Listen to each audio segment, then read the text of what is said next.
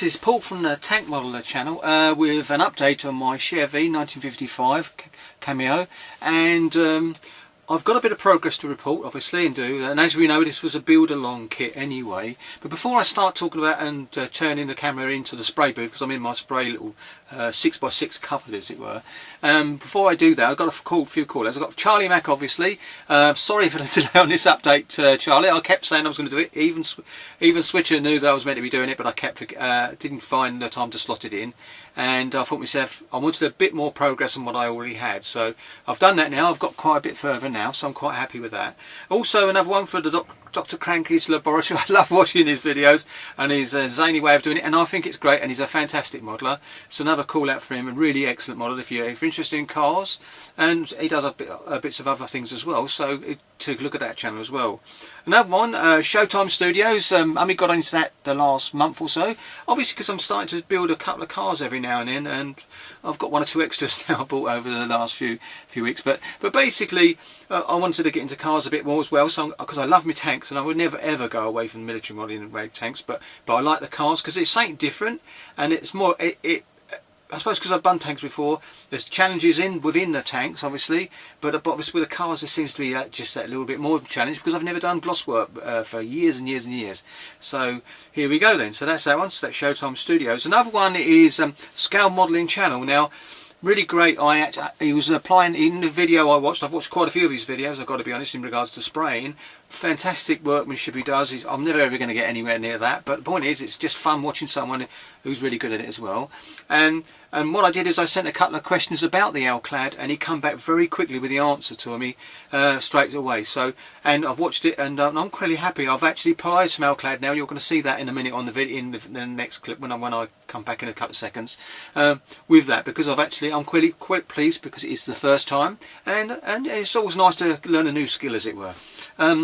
The next one is Rambler 69. It's Tom. Very nice. I love his models as well.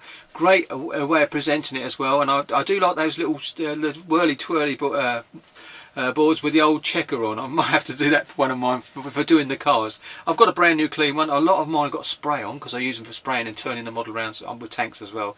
So I've got one that's clean, so I might actually just put a checkerboard on that and use it just for presenting the cars on a final reveal. Right then, so what we do, without further ado, I'm going to switch off now, and I'll be back in a couple of seconds, and you'll be looking into my spray booth at the chassis that I've got. How far I've completed the chassis and painted it. I'm not overjoyed with the black.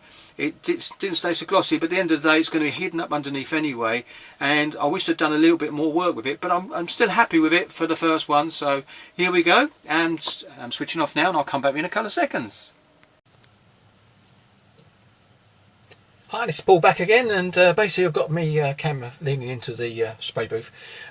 This is the chassis I told you about with the engine. The engine's complete now, apart from fittings, obviously, when you actually put the body to it, with the airlock, the pipe going into the radiator as well from the front.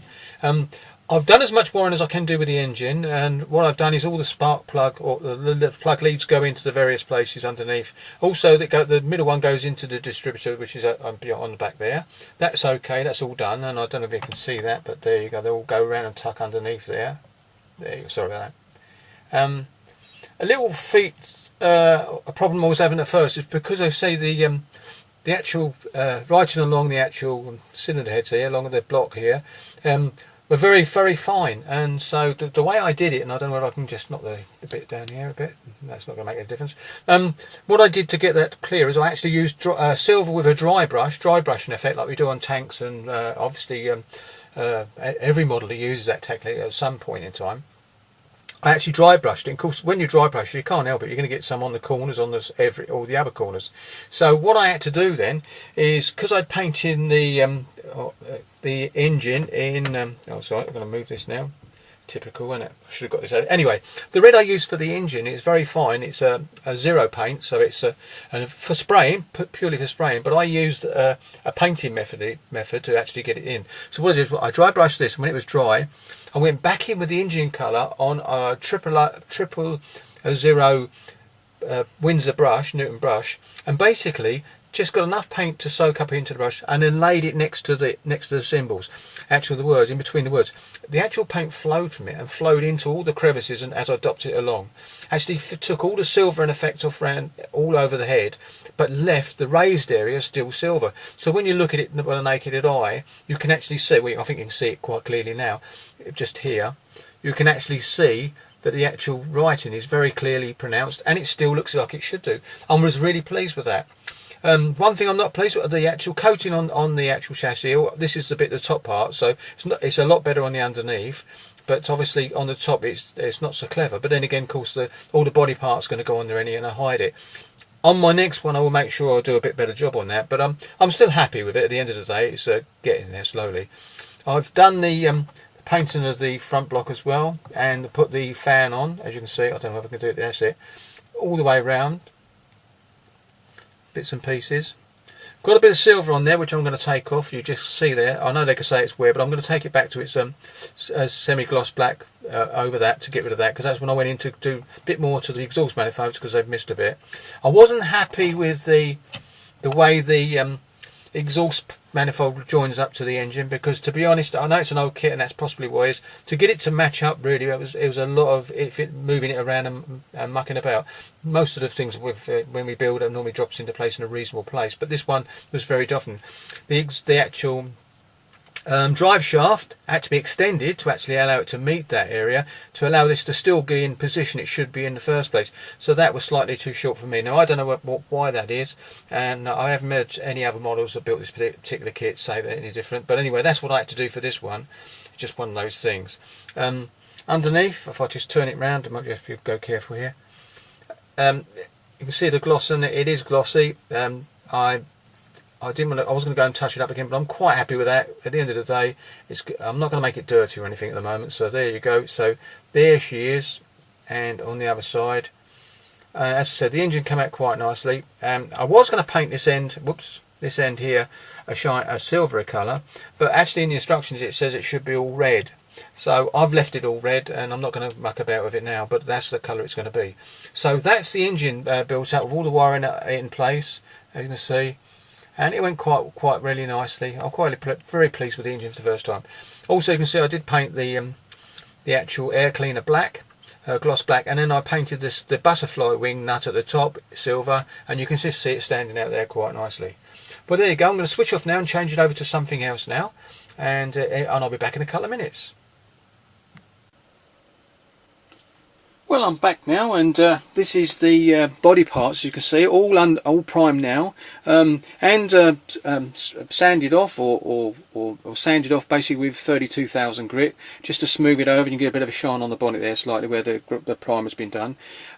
Happy with how that turned out, as you can see. And if I turn this one, normally if they're close together, they actually turn together, you know, like that. So there you go. Don't want to bump into each other. Anyway, but basically it's been looking quite nice, as you can see, and if I bring that one back round, you'll see it back in there.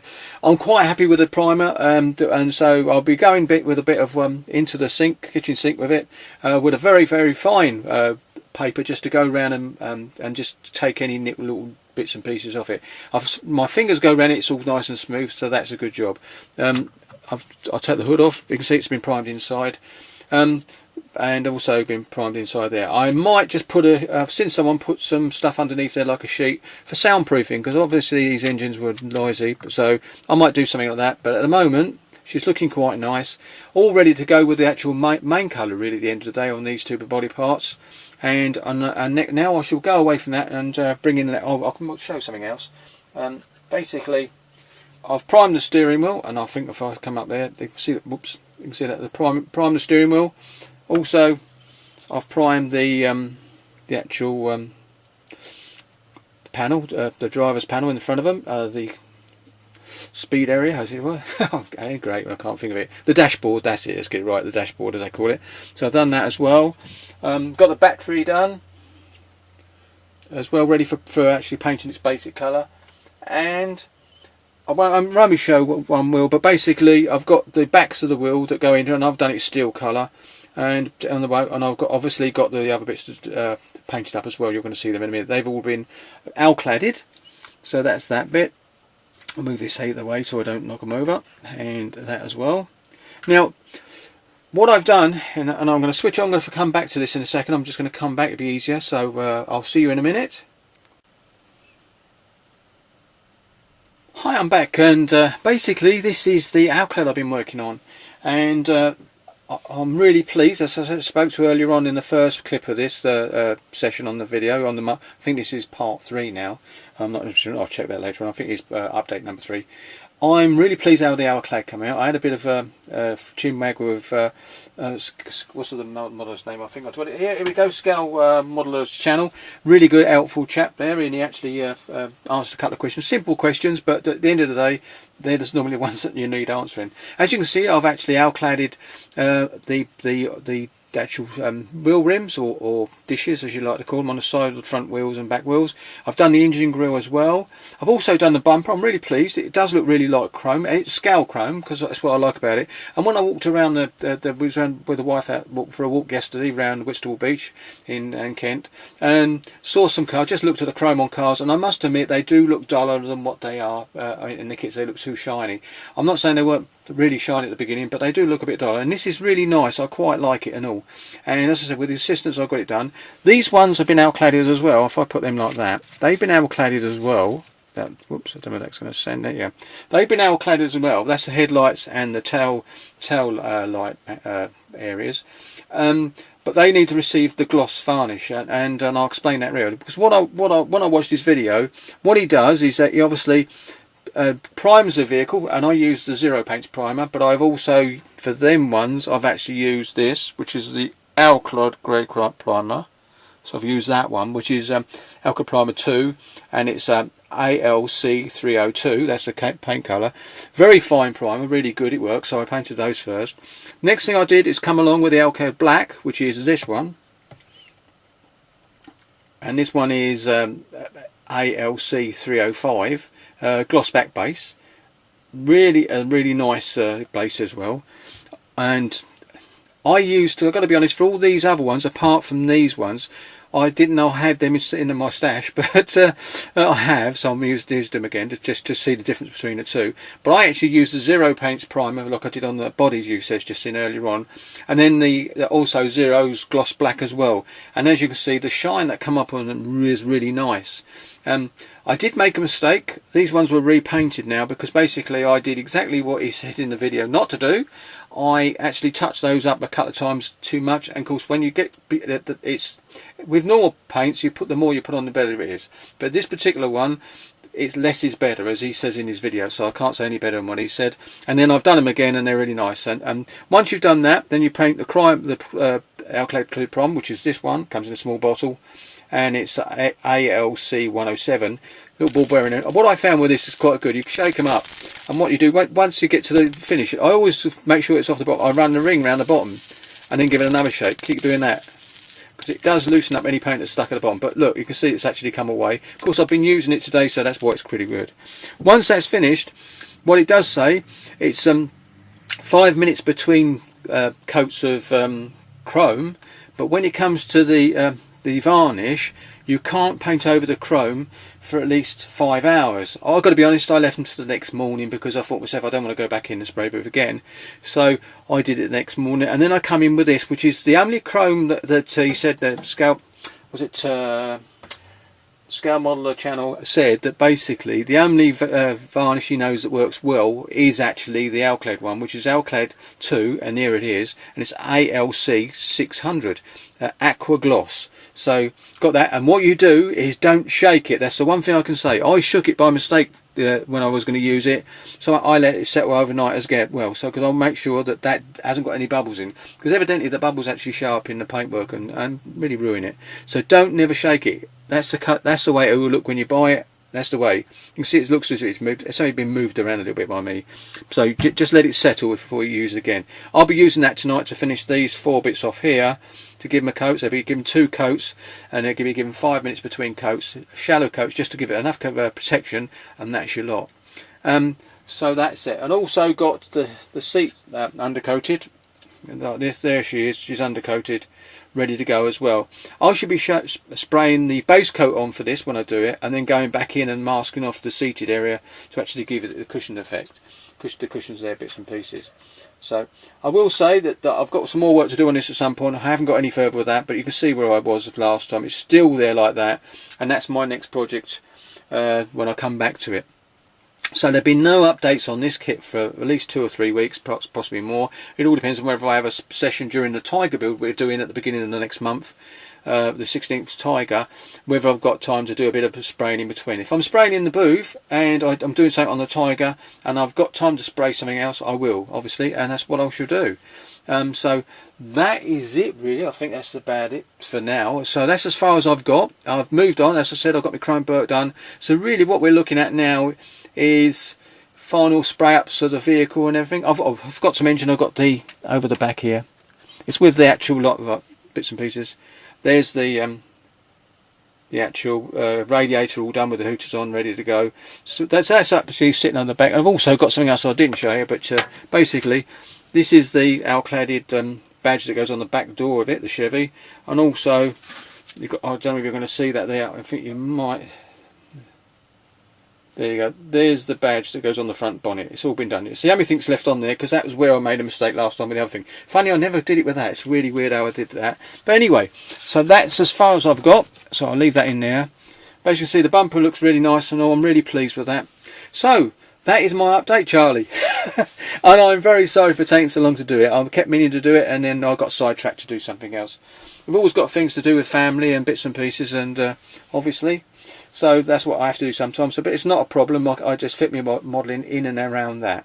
So thank you very much for watching. I hope you're pleased with this update, Charlie. Anyway, so and anyone else that's watching, and I'm quite pleased with it so far. I've learned it. This is my first car, van or truck or any sort of car with a polishing with chrome involved that I've built for years. So because most of mine are drab or paid with camouflage and all sorts of things.